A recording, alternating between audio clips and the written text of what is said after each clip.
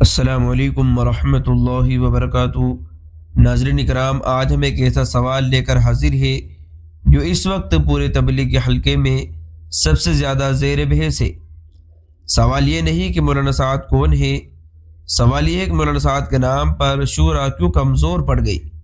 کیا واقعی شورا کی حیثیت ختم ہو گئی یا پھر اختلاف کی اصل وجہ کچھ اور ہے؟ ویڈیو آخر تک ضرور دیکھیں کیونکہ بات جذبات کی نہیں حقیقت کی ہے۔ ناظرین، تبلیغ جماعت کی بنیاد ہی مشورہ یعنی شورا پر رکھی گئی ہے۔ حضرت مولانا محمد الیاس صاحب رحمۃ اللہ علیہ ہو یا حضرت مولانا یوسف صاحب رحمۃ اللہ علیہ یا حضرت مولانا انعام الحسن صاحب رحمۃ اللہ علیہ، سب نے شورا کو جماعت کی ریڑھ کی ہڈی مانا ہے۔ فیصلے اکیلے نہیں ہوتے تھے بلکہ اہل رائے بزرگوں کے مشورے سے ہوتے تھے۔ یہی وجہ تھی کہ جماعت میں اتحاد، اعتماد، قبولیت موجود تھی۔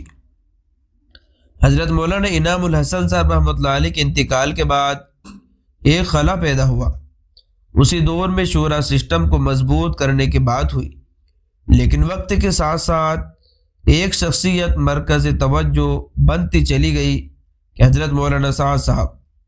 یہ اسی اختلاف نے جنم لیا کیونکہ کچھ بزرگوں کا ماننا تھا کہ فیصلے شورا کے بجائے فرد واحد کے ذریعے ہو رہے ہیں۔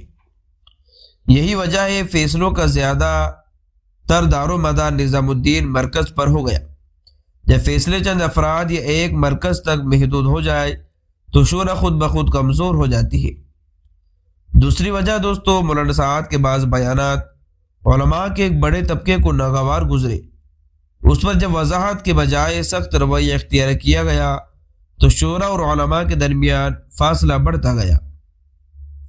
تیسری وجہ ہے دوستو، شورا کا کام سوال کرنا، رہنمائی کرنا ہے، لیکن جب سوال کرنے والے کو مخالف یا فتنہ پرور کہا جانے لگے تو شورا کا کردار ختم ہو جاتا ہے۔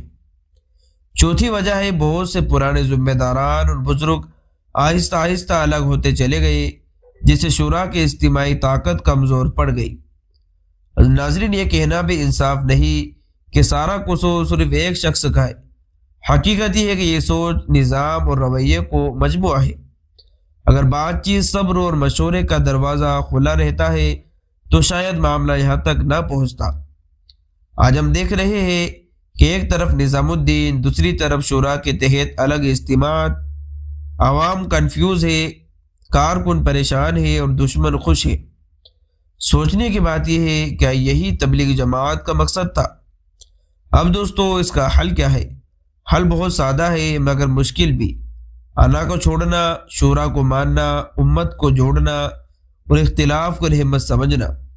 نہ مولانا سعد کے بغیر تبلیغ ختم ہے، نہ شورا کے بغیر جماعت چل سکتی ہے۔ ناظرین، مولانا سعد کے نام پر شورا کو کمزور پڑی یا نہیں، اصل سوال یہ ہے کہ ہم کب تک اس کمزوری کو برداشت کرتے رہیں گے۔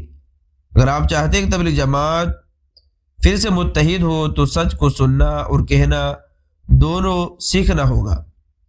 ویڈیو پسند آئی ہو تو لائک کریں، اپنی رائے کمنٹ میں ضرور لکھیں اور اس حساس مگر ضروری موضوعات کے لیے چینل کو سبسکرائب کرنا نہ بھولیں۔ اللہ ہمیں حق سمجھنے اور اس پر چلنے کی توفیق دے۔ تو دوستو، رجی ساتھیو، ہم نے اس مختصر سی ویڈیو کے اندر آپ کے سامنے ہم نے پوری وضاحت رکھ دی ہے کہ اصل وجہ کیا ہے، کیا شورا کمزور ہے یا پھر تبلیغی جماعت۔